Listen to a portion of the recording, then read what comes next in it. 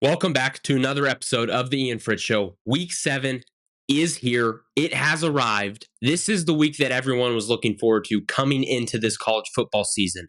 Great game after great game on paper. Let's talk about them. Oh, he has trouble with the snap, and the ball is free. It's picked up by Michigan State's Jalen Watts Jackson, and he scores on the last play of the game. Unbelievable. 35, 40, 45, 50, 45. There goes Davis. Oh, my God. Davis is going to run it all the way back. Auburn's going to win the football game. Auburn's going to win the football game. He ran the missed field goal. Okay, if you're new here, what I do is every single top 25 team, I preview their game, some brief, some not so brief, and I pick either the winner outright or the underdog with the spread. And we keep my record right here to my left. We are 75, 37, and 1 this year. Absolutely on fire. Some people have these fancy models, these fancy number systems that give them their team to pick against the spread that week. We don't have that here at the Ian Fritts Show. We don't have the infrastructure for that. All we have is the gut that I have. The gut, that's all I pick these games based off of. Some people think I'm crazy.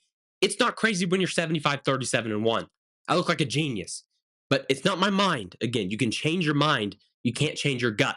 So what I go with based on right when I see the line, I pick based on the gut. What is my initial reaction? Boom. And I pick the game. That's how I've been doing it. That's how we will continue to do it because it works. It works. You can change your mind. You can't change your gut. What does the gut say? First game up, Purdue at Illinois. This one's easy, folks. Purdue Illinois minus 19 and a half all day, every day. Next game up, Cal at Pitt. Minus 3.5 for Pitt here. This one's a fun game, funky game. Cal, I think they're going to be a little hungover with this one. They have to go across the country. A lot of people are talking about Penn State going to USC. Cal has to do the opposite here. They have to go across the country, 3-hour time difference, but they're losing 3 hours. Not a lot of people are talking about the losing of the 3 hours. So give me Pitt minus 3.5 here all day. Next game up, Mizzou minus 27.5 at UMass. Yes, Mizzou is traveling to UMass to play this football game. I'm not even sure if UMass has a stadium. I'm not sure if they play indoors. I don't know anything about UMass's football arena, stadium, whatever you want to call it. I'm not sure if they have one. So give me Mizzou minus 27.5. They absolutely shellac lesser teams. I shouldn't even be doing Mizzou if you ask me. They should not be in the top 25. I don't have them in my top 25 if you watched yesterday's video. Okay, here we go. This is the big one. Well, second biggest one, I guess, this weekend. Gonna take a sip before we dive into this one. So, as I said, some of them are brief. Those first 3 games, boom, boom, boom. We just give out the picks. That's what the gut says. Those free money right there. This one, we go a little more in depth. I still give you the pick based on the gut. However, I give you some numbers, some storylines for this game. Okay. Everybody knows it. Everybody loves it. Red River rivalry, Red River shootout, Red River showdown, whatever you want to call it. There's only one correct name. It's Red River rivalry. That's the only name that I will ever refer to it by because it's the correct name and it's also the best name. Okay. Because sometimes it's not a shootout. Is it always a showdown? Yes, but also alliteration. So we go with Red River rivalry. Also tongue twister. Double whammy, tongue twister, alliteration, Red River rivalry. Okay, Texas minus 14 at Oklahoma. Doing a little nugget research here. If Oklahoma wins this game outright, it would be the 4th biggest upset by point spread in the history of this rivalry. Only 3 other times has a team won this game when they were favored by less. Okay. So right now, Oklahoma's 14-point underdog. I believe it started out at 15.5. That has come down. So we're at 14 right now. We're at 14 right now. Quinn Ewers. It seems as though Quinn Ewers is going to play in this football game. Headline earlier today. By the way, this is Monday, October 8th, 7th, whatever. One of those days. It seems as though Quinn Ewers is going to play. Steve Sarkisian said that is that's how he understands the health process for Quinn Ewers right now. That's going to be the quarterback this weekend. Now, does that help Texas? I think it does. Some of you are saying, Ian, have you watched Arch Manning? I have watched Arch Manning. However, Arch Manning has never played in OU Texas. We'll get into OU's quarterback here in a second. Arch Manning has never played in OU Texas. Quinn Ewers has. Quinn Ewers has played in countless big time football games. And for the most part, he performs well in those games. He really, really does. Now, it's going to be his first week back from an injury. He's had 3 weeks off, including the bye week. So that's given him some time to heal up. Is it going to take him a little bit of game action to get back into the flow of things? We saw last year in this game when Texas was also favored, not by this much. They were favored by, I think, 7.5 last year. Quinn Ewers' first throw of the game, interception. They were playing from behind right from the get go. So is it going to be that Quinn Ewers that we see in the beginning of the football game, or is he already going to be up to game speed, having missed 3 weeks of college football? That's something to watch for. Also, I think we might see Arch Manning not as the starter, but in some situations where Texas wants to do some QB run game. I think we might see Arch Manning. They might have them both out there on the field at the same time, because I think OU is not going to be, how do I want to phrase this? It will be harder for OU to prepare for both Arch Manning and Quinn Ewers. Okay? So if they give them a little look with both of them on the field, OU defense alarm should be going off, but they're not going to know what to do. Okay? So I wouldn't be surprised if we see both Arch Manning and Quinn Ewers on the field at the same time, not for 5 plays or something, but 1 or 2 would not surprise me. Would not surprise me at all. Oklahoma. Everybody knows it. Defense really, really good this year. Offense, meh. Okay. And meh is kind of being honest and generous with OU's offense this year. It has not been good, ladies and gentlemen. It has not been good. Not good at all. Okay. Michael Hawkins Jr., quarterback, true freshman for OU. He made his first start on the road at Auburn, came back, got the win for OU. Look, props to Auburn. Tough place to play. This game right here is nothing like Michael Hawkins Jr. has ever played in before. It is nothing like he has played in before. The same would have been said for Jackson Arnold if he was still the quarterback for OU. But Michael Hawkins, a little bit younger, a little bit less football under his belt. Is the crowd going to mess with him? Is it going to get to him? Is it going to get to his head? Something to watch for in this game. Now, I'm saying that like Oklahoma didn't just have a true freshman a couple years ago win this football game for him and Caleb Williams. Now, I don't think we can compare Michael Hawkins Jr. to Caleb Williams, but kind of a similar scenario, except Michael Hawkins comes into the game as a starter and Caleb Williams left the game as a starter. But a little bit of QB controversy going on in Norman surrounding the OU Texas game, like we had a couple years ago, gave us an absolute gem. I think we have a gem on our hands this weekend as well. Let's get into some of the numbers. Texas, number 2 scoring offense in the country. The average defense they have faced this year is 102nd in scoring defense. I'm going to repeat that. Texas has the number 2 scoring offense in all of college football. Excuse me. Number 2 scoring defense in all of college football. They have faced the 102nd ranked defense in all of college football on average. So they're not playing very good defenses, but they're doing what they're supposed to do against bad defenses. They're scoring a lot of points. They're putting up a lot of yards. They're doing what they need to do. Something that blew my mind as I was looking into this. OU, I just said it. We know how bad their offense is. We know how bad their offense has been. This is going to be statistically, points wise, the best offense that Texas has faced all year. I saw this and I couldn't even believe I was saying this. Reading this. This is the best offense that Texas has faced all year, points wise. Mind boggling, mind blowing, absolutely mind blowing that OU, how bad their offense has been, this is the best one that Texas has faced up until this point this year. Something to watch. Now, Texas, number 7 scoring offense in the country. They have faced the 84th ranked defense on average. OU has the 19th ranked defense in all of college football. That is something to monitor, okay? By far, the best defense Texas has faced this year. And I talked about it a little bit earlier. Is it going to take Quinn Ewers a little time to settle into this football game? It might. And this is not the defense you want to be settling into a football game coming back from an injury from. Okay. This is not the defense you want. They hound you, hound you, hound you, and are relentless. They are relentless. I believe number two in the nation in sacks, top five, if not number two. They come after you. OU does. Okay. Quinn Ewers, I would be a little hesitant if I was Quinn Ewers. Now I'm not Quinn Ewers. That's why I'm sitting here and he's on the football field.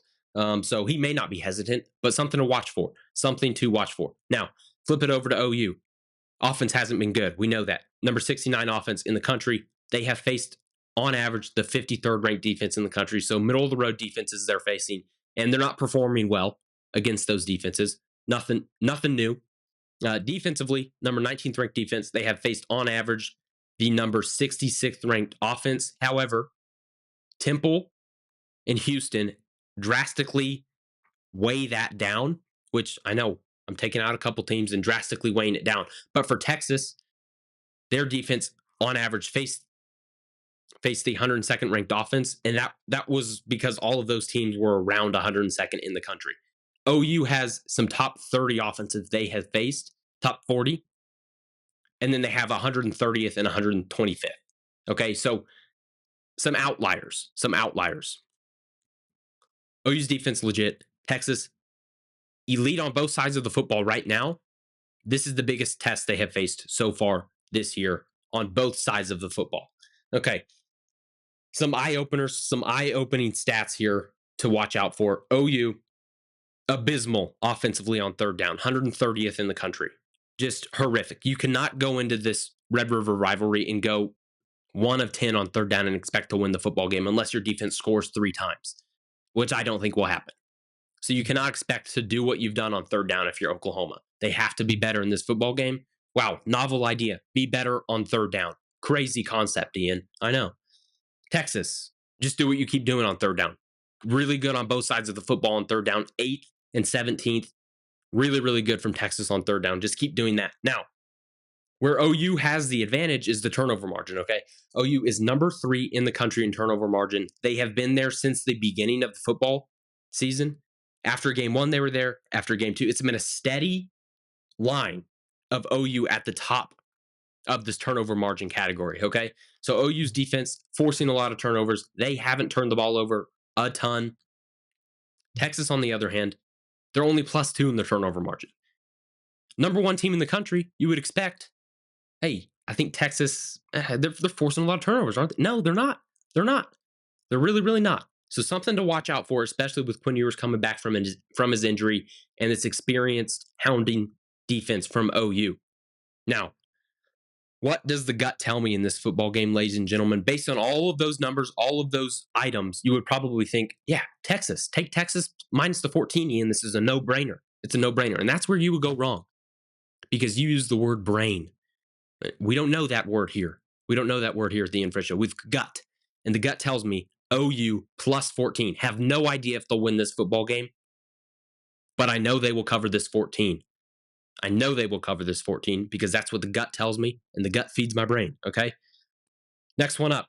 Sneaky, sneaky, really good football game right here. Kansas State at Colorado. They flexed this one to a 9:30 kickoff because people were complaining. Okay, hand up, that was me. I was complaining. Why not complain? We were going to get Kansas State at Colorado. Whoa, a lot of really good storylines in this one. Shador. Okay, if you don't know what I just did, look it up.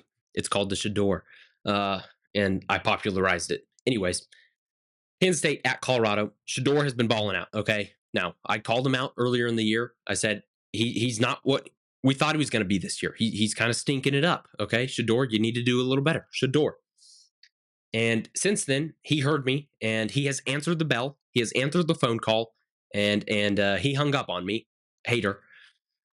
And he's played really, really good. Colorado as a whole has proved me wrong. I was a Colorado hater. Okay. I'm not afraid to admit it. I'm not afraid to admit when I'm hating on a football team. Some people are afraid to admit that. Not me. Not me. Because 95% of the country hates your football team. Okay. Any given week. Any given week. Me, that was Colorado a couple weeks ago, was hating on them. And I've been proved wrong.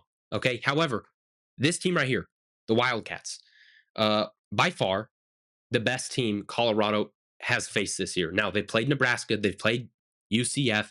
Those are good football teams. Nebraska probably more so than UCF. And what did Nebraska do against Colorado? They ran them out of the building right from the beginning. It was not pretty. It was not pretty.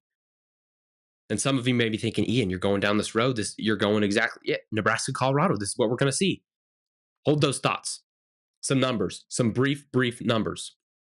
Kansas State, number 7 rush offense in the entire country. Colorado's defense, number 80. Okay, so Colorado, you're going to have to be a little bit better this week stopping the run. And will they? I don't know. I don't know. But I'm bringing it to your attention. That's what to watch out for. Kansas State offense, Colorado defense. Another thing to watch out for in this game. You may have heard of him. You may have heard of him. Travis Hunter. Okay. Have you heard of him? You have. Yeah. Okay. Travis Hunter.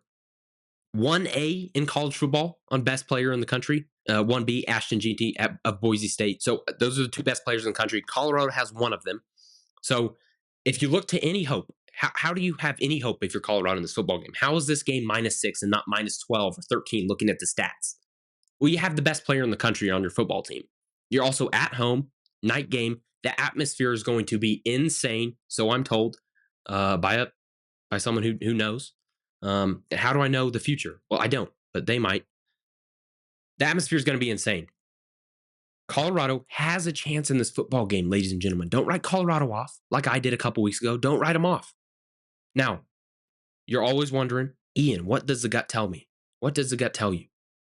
Your gut is probably incorrect because my gut is telling me take the Colorado Buffaloes +6. Do they win? I don't know. Do they cover? Yes, they do because that's what the gut says. Listen to the gut. Boise State at Hawaii. Do I even need to say anything about this one? It's Boise State -21.5 all day. Also, they're going to have a nice little vacation in Hawaii while they're there. So that's cool as well. Utah -4 at Arizona State. Look, I am worried about Arizona State in this game. I'm worried. And by worried, I mean worried for Utah because that's the pick. I like Utah -4. I'm worried for him. My confidence level in this one is low, but that's what the gut says. So I got to listen. Arizona at BYU, BYU -3.5. We are riding BYU until they prove us otherwise. Okay, until they prove us otherwise, we're riding BYU -3.5 all day. Ole Miss -2.5 at LSU. Let me take a sip here. Also, patented mug. If you want one, let me know. We will get it to you. We will get it to you eventually. It will get to you. If you remember this matchup from last year, Ole Miss LSU, a billion points were scored. It was, I believe, like 51-48. It just absurdity. Okay. It might have been 54. I can't remember exactly, but you get the point. Old school Big 12 football in the SEC. And it was because the offenses were really good and not because the defenses were bad, even though that was the narrative for the Big 12. Still can't put the 2 and 2 together, but I don't know. Ole Miss, 2.5 point favorite at LSU. I'm just going to throw it up there already. Ole Miss is the gut pick somehow, some way. I'm not sure exactly why the gut is telling me Ole Miss. I have people all over with these fancy models in every single place in the country right now. They're screaming, LSU, take the points. Take the points. +2.5 from LSU. This is free money. But my gut, guys, my gut is telling me Ole Miss. No. Ole Miss -2.5. Somehow, some way.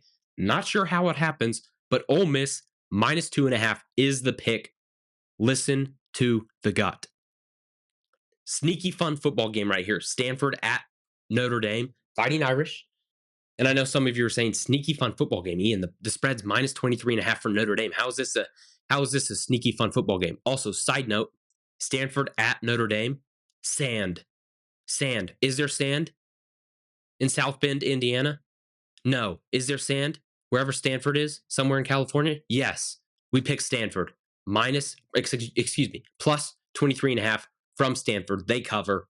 Iowa State -3 at West Virginia. I love Iowa State. I love the Cyclones -3 all day. Clemson -20.5. We've been on Clemson from the very beginning. On them from the very beginning. I believe we're 5-0 in Clemson games. Don't want to jinx it, but we won't because they're really, really good. -20.5, Clemson all day. Ole Miss minus 2.5. Already told you about that one. Florida at Tennessee. This one will shock some people. And I know I explained the bounce back a couple weeks ago, a couple days ago in the videos. This is a classic bounce back game spot from Tennessee, but that's what my brain is telling me, classic bounce back for Tennessee. But my gut is telling me take Florida plus the 15.5. South Carolina at Alabama. This is definition bounce back, okay? Unlike Tennessee, this right here, Alabama minus 21.5 bounce back game. Mississippi State at Georgia. Mississippi State is an abysmal football team, ladies and gentlemen. Penn State minus 5.5 at USC. USC plus 5.5 is the gut. This is the big one, ladies and gentlemen. Ohio State at Oregon. Here we go. Let me get my papers here. Ohio State at Oregon.